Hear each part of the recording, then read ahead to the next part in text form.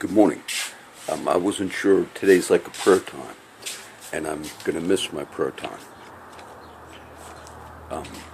unless we do some of it. Last night, I read one of my Isaiah chapters that I'm reading through. I'm not like going to pick a particular chapter. From Isaiah chapter 40 to the end of Isaiah, 66 chapters in Isaiah. I'll read those devotionally. But because they're in order, like chapter after chapter, I always find it, and I pray, I'm going to read the chapter I'm going to teach in a few days, which I also read that one. But this was Isaiah 47. Come down and sit in the dust, O virgin daughter, feminine gender of Babylon. Sit on the ground. Now it's talking about authorities, thrones, and I'm not just talking about a particular, I talked yesterday about the dynamic, that there is no throne. O virgin daughter of Babylon, sit on the ground. There is no throne. O daughter. Now everything here is feminine gender of the Chaldeans. For thou shalt no more be called tender and delicate. Thrones and authorities and kingdom and things that come against the authority of God. This is the theme here. And Isaiah is saying, you who have exercised unrighteous judgment, and it's speaking in the feminine gender in this entire chapter. It says, anything that was done in ruling of nations and thrones and seats of judgment, it's now judgment time for you. Take the millstones and grind meal. Thy nakedness shall be uncovered. Yea, thy shame shall be seen. I will take vengeance and will not meet thee as a man. I will take vengeance and will not meet thee as a man. Now the next verse it was a little interesting because we're understanding that Isaiah is prophesying this, and this is God speaking. And he's saying, but this is not an issue of the feminine saying, we have tremendous authority over the male. I will not meet you as a male. As for our Redeemer. But now it's not God. It's Isaiah prophesying, and now saying, speaking of himself. As for our Redeemer, the Lord of hosts is his name, the Holy One of Israel. That Isaiah is saying, look, I'm speaking to unjust authority, particularly the concept of the Jezebel, Rudy Giuliani, the former mayor from where I grew up in the New York area, his wife, they got divorced years ago, and she had a very famous Broadway play called The Vagina Monologues. Now, I would have never seen something, but the empowerment. Say if I told you the case. Say if there was a case. Sit thou silent and get thee in darkness, O daughter of the Chaldeans. The whole theme of this chapter, I'll reference it some, is the word of the Lord saying, regardless of gender, you do not run to, there's something inherent within man, whether it's the voice of accusation or the voice of, maybe there are females that are actually literally in authority who have a bias maybe against Hispanic men, maybe against older Hispanic men. And you might have a younger person simply say, and you had a case in San Antonio where it was a Hispanic man. And the girl, this was San Antonio case, but she accused the man, the girl was involved in prostitution and drugs. And I don't believe she was a minor, but she might have been like 19 or 20. Well, there was some disagreement, And the girl said that the man held her in his bathroom. She gave a description. The bathroom had bars on it, and well, that guy said, "Oh no, she's lying. You know, it was some drug dealer." But he was Hispanic male, and so the accusation from the girl, which finally led to his penis committed a sin. Semen, vaginas, all things that are, I'm talking biologically here and not being pornographic. Now, if the woman was a judge, I don't know who, they convicted that guy. Now, the evidence showed that that girl gave the description of the bathroom that had bars and all. He kept her captive. Of course, they investigated. There was an arrest, but there were no bars. But not only were there no bars, or maybe he took the bars down, but everybody they interviewed that was a family member, there were never bars. There were other people that, okay, well, she lied in that. Well, she lied in that. But did it play a role, especially if the woman was a judge, a white judge? Was there an inherent, he attacked me, raped me, penis, semen, whether or not we found any, is there an inherent, just hearing the accusation, was there an inherent bias? Now here what you're seeing is in Isaiah simply saying, I will not meet thee as a man. You might, there might be an authority figures. Now we're going to talk, I have had some friends who've died, and all of this I've talked about before, and it's going to deal somewhat with it. I just found that interesting. As for our Redeemer, the Lord of hosts is his name.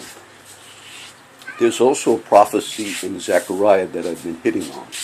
But one of them says, the governors of Judah, the leadership in the kingdom of God, they will be like a fire in the midst of everything, and they'll burn it up. The leaders will be a burdensome stone unto all that come against them.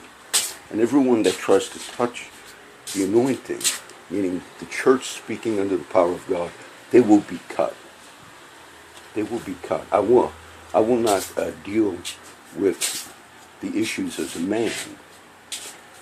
We'll speak truth. The church has authority. Okay, now, the chapter also, I read this chapter last night, but it's, Isaiah says, sit silent, O daughter. Come down from your throne. You are now silent because God's word. Now we're going to get into the Mark chapter I also read, which deals with the same question of who are you, Jesus? And he'll appeal to the prophetic anointing upon John the Baptist in his response. Now I plan on teaching Mark 11 in a few days. That's why I read it. And I got 2 teaching videos that go up. So I don't want to teach the whole chapter. Jesus is given some commandments to his guys. And then he enters into the temple. Now he goes out to a city called Bethany, which is my daughter's name, Bethany. Sometimes I go over there. There's nothing with my daughter, but they have certain neighbors. And then he comes into the seat of authority. He comes to the courthouse. I've taught this in the last few months. The temple served sacred secular. So he comes into the temple. I wrote a book on this verse. I could link it if you think I'm lying. It was called House of Prayer or Den of Thieves. On this particular verse, my Father's house shall be called. So he goes into the temple. And what they're doing, the thing that led to part of the corruption was the abuse of money. Whether you see corruption in judges, whether you see corruption in law enforcement, cops, or whatever, a lot has to do with either bribery, sale of money. This is inherent, okay? Money is the root of, the love of money is the root of all evil, okay? I'll get it right, my prosperity friend. But then he sees what they're doing. My Father's house is a house of prayer, and you have made it a den of thieves. It was Jesus. This is the one incident, and he flips. He gets the tables of the money changers, and he flips them. Now, they're looking at him. All the religious leadership is looking at him. and say, what are you doing? What's giving you the right? They're going to ask him, who do you think you are? But the scripture says they were afraid because, verse 18, now this is Mark 11. And the scribes and chief priests heard it. This is all local county leadership. The temple served in a function like that. And sought how they might destroy him. For they feared him because all the people were astonished at his doctrine. Now, there's some good teaching here. But then they come to him and say, he leaves the courthouse. Then he goes out to his place, the town of Bethany, I believe. But then he has a time, then in the morning he comes back. And they're waiting to question him. Because they had a voice come down, oh, if you're not speaking truth, and if you yourself are engaged in particular sin, sexual sins, in authority. I went to the Patriot blog. I'll give you that link. I'll give you a little, we'll talk a little. And then they said unto him, by what authority doest thou these things? And who gave you this authority? Who do you think you are, Son of God, Son of Man, to speak like this? Who do you think you are to even speak truth? We have a particular system here at our courthouse, at our temple. And we have things that come in and accusations made, and we document, and we consider only that which goes through this entire process as truth, or as the voice that goes forth.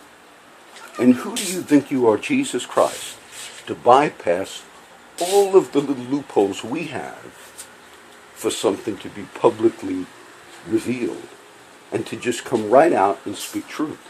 And he says, well, I got a question for you.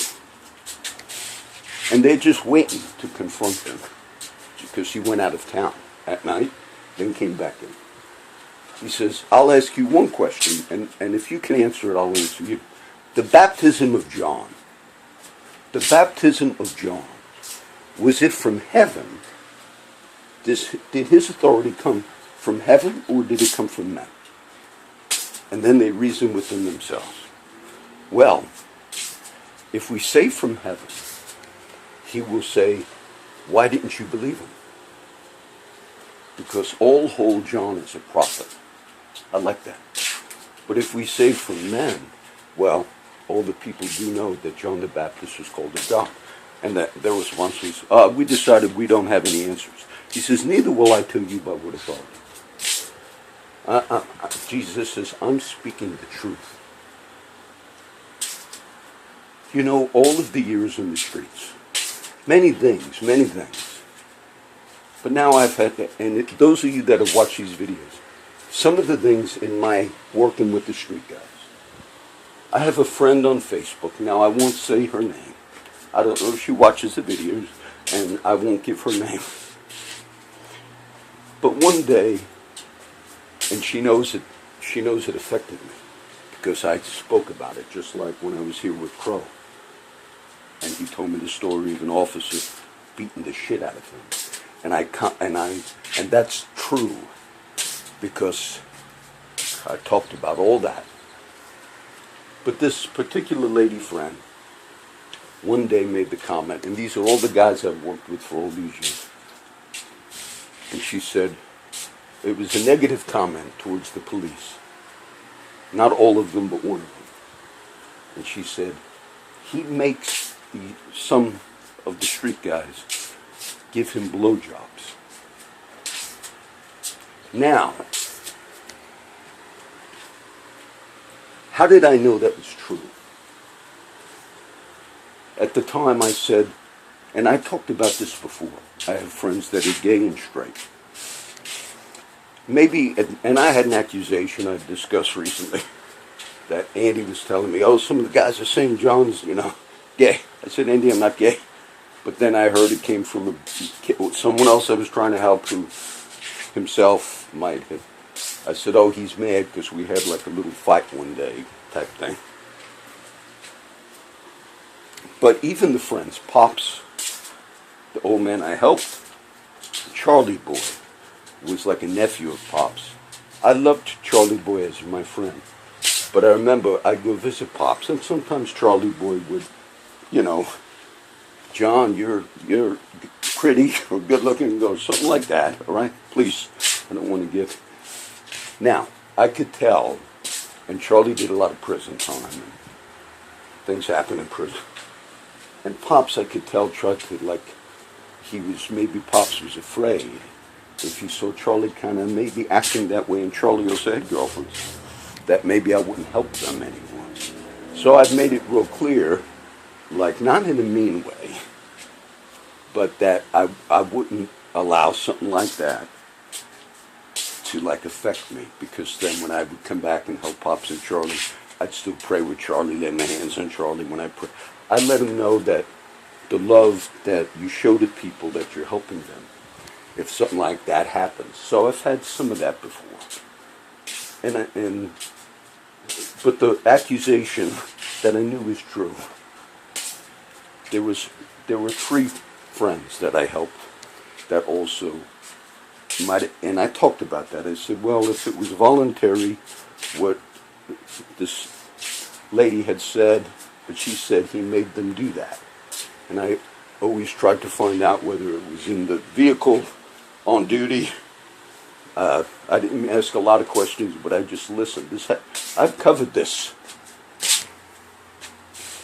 But I said, I know there were 3. Because they were friends of mine that I knew, and the other guys say, oh, this guy is gay, John, this guy, out of all the street guys. Now, 2 of them have now died. And one was Huey, and one was Danny. But I knew anyway. Now, the reason I knew this was true is because when I started saying, look, it's been reported to me. I've done many of these videos for many years. You new crew. I said, now it's been, and I gave names at the time. And a few weeks later, Huey came by as friends and tried to do a favor by saying, you know, John, one time I was, you know, under the turnaround, the overpass, and a certain officer, we all knew who he was and still know who he is. And I was there dressed in my shorts, John, and he said, oh, you look, you know, you're looking good today. And Huey basically, they knew I was talking about some of it, and they weren't really mad at me, but it felt like the officer that was involved in this might have said as a friend, because they were all friends, that, oh, I'm worried John's going to say something. And so in a very,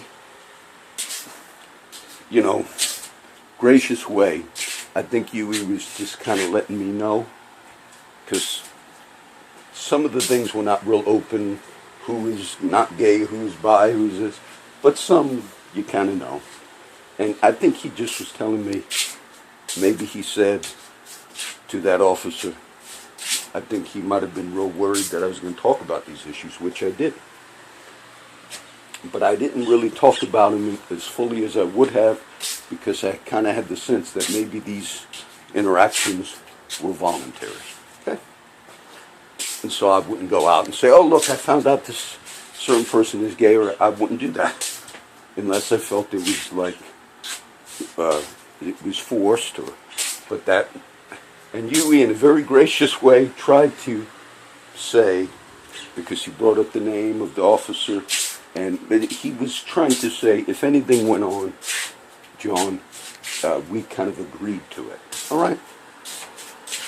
And Huey was, and I never would have used his name. Okay? I prayed with David and Andy. I seen them the other day, the brothers of Huey, David, Andy, and Huey Martin. I said, you know, I miss you. I still got Huey's thing on here, the little St. Christopher thing that his brother Andy gave me. I said, you know, and I told Jackie as I prayed with David, I said, we got 2 brothers left, which is Andy and David. I said, Huey's gone. And the comment was made, well, everyone has to have like someone that's gay as a brother. There were comments sometimes that David would make. My sister, Yui. But I never had any. I loved all these guys, and they also knew that I wasn't gay. But if I found out some of them were, or they also knew that I never allowed that to, like, I was going to avoid them, or I tried to be very, to love my friends. But I found that interesting. Now, just because of a period of time, and that's, what does this deal with? You know, it's dealing with a lot of the issues of the Patriot Dad site. He is a man who has a WordPress blog, and he's from this area. And I found it once just Googling for corruption in Oasis County. It seems as if I don't know if he's still alive, because his site is still up and I added the link to it. But as I read some of his other writings about Tom Greenwell, he believes that Tom Greenwell might have been, and the man is fairly intelligent, the Patriot Dad, if you read his stuff. But he believes that there's also an underground possible connection with cops or judges and all, and it has to do with sexual minors.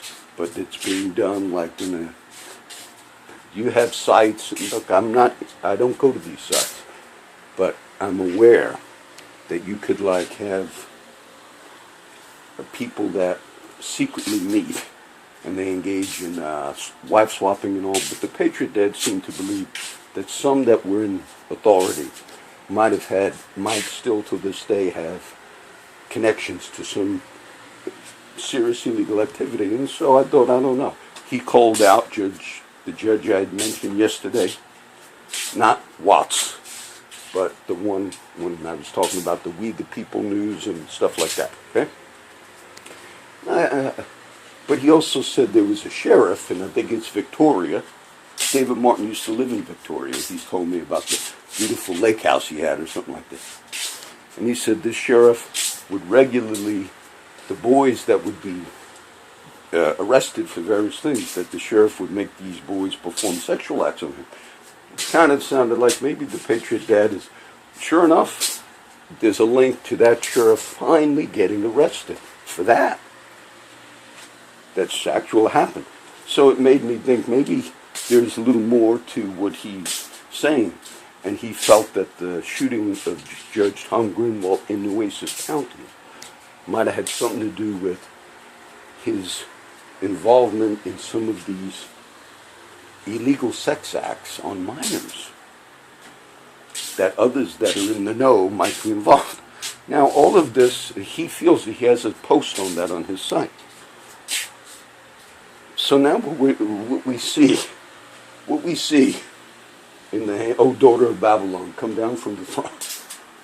Wicked authority, it can manifest itself in female or male gender, understand this.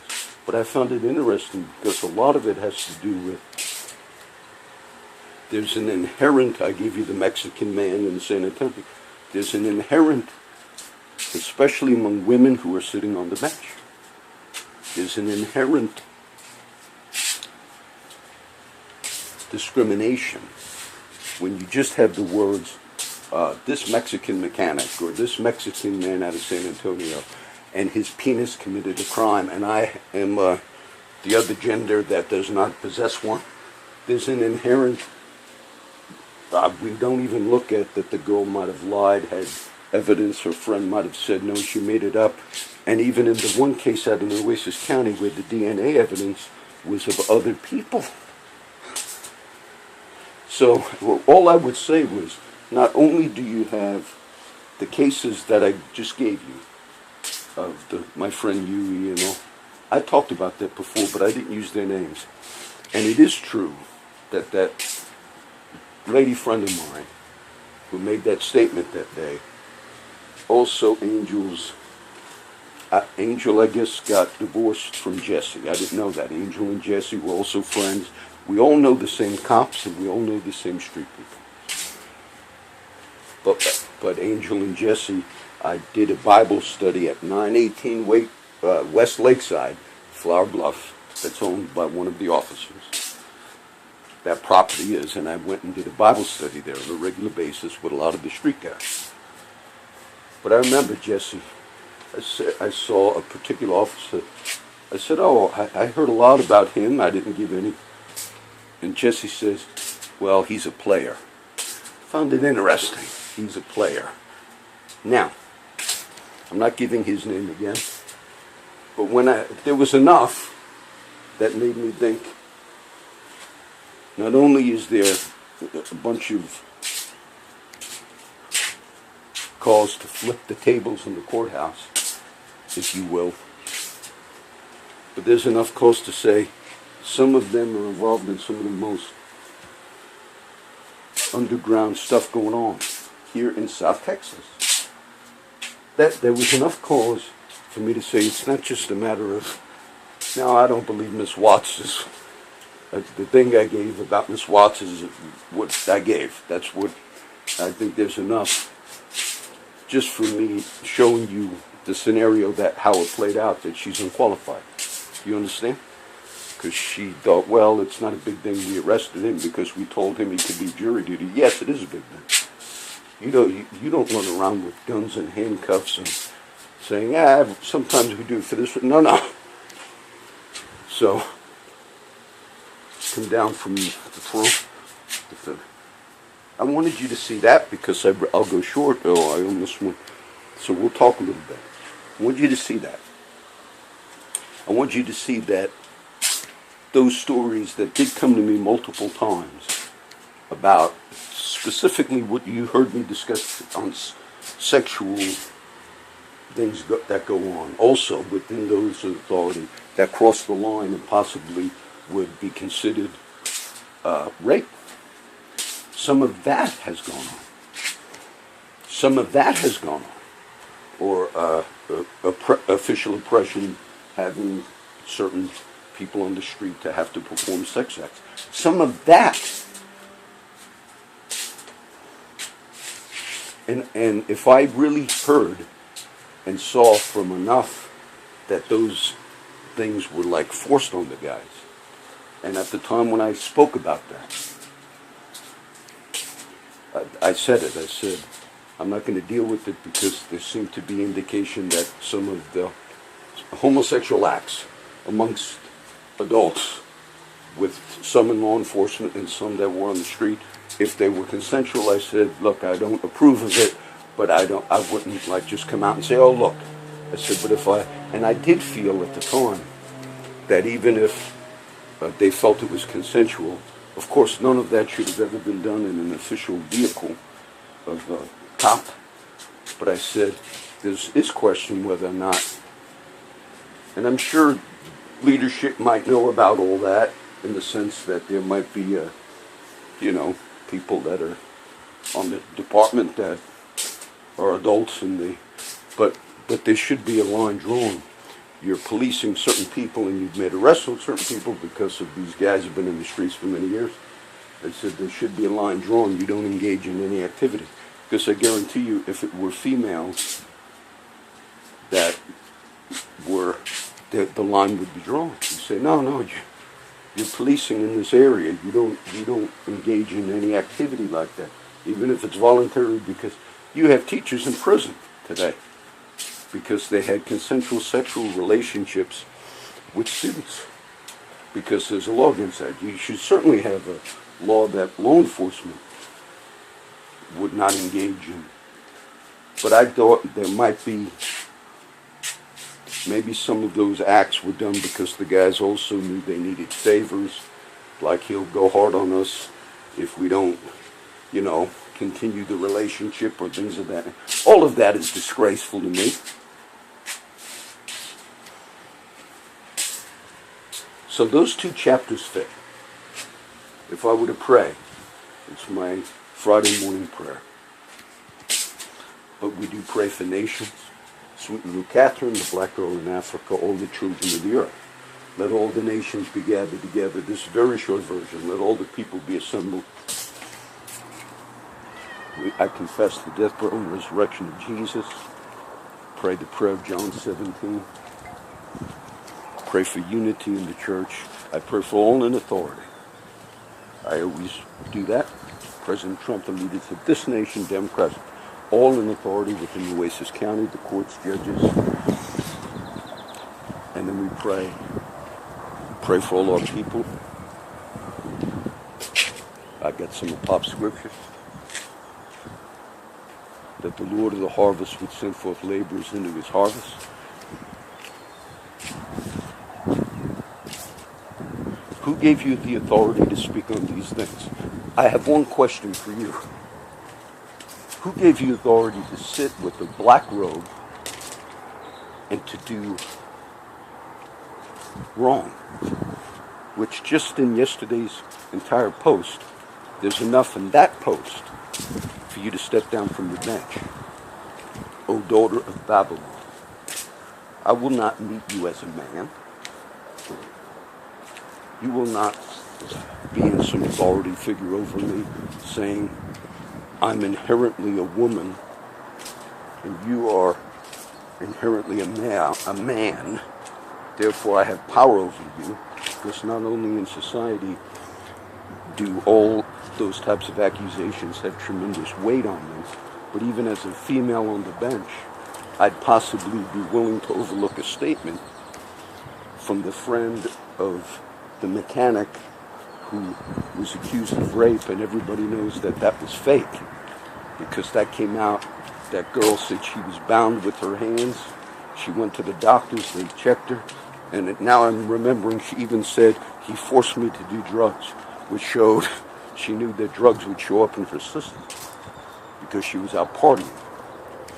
And yet you sit on the bench and possibly withhold the statement from a friend that said she lied because she didn't want to get in trouble from him.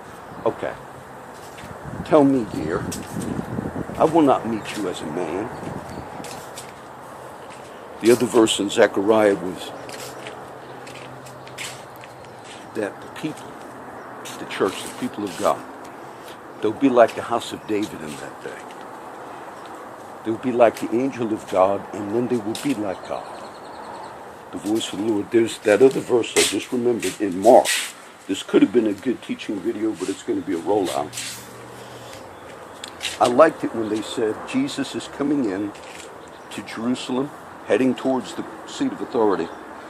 And this is common, we understand, like the Palm Sunday and all. And they went before and they followed, cried, saying, Blessed is he that cometh in the name of the Lord. I like this. This is Mark 11:10. Blessed be the kingdom of our father David that cometh in the name of the Lord. They're seeing it wasn't just the kingdom of our father David is now on the scene. I like that. And the one from Zechariah says that. It says there will be a community. It's not just the voice of a person. It's a whole community. See, God's kingdom rules among men. The light is, oftentimes in this county, the light is shined on particular people that are underclass, poor, Hispanics. Oftentimes there's injustice done towards them. And when you have white people in authority, they have to make sure, also with the women in authority, if they're going to rule justly, they cannot let that inherent bias, another Hispanic male before my court.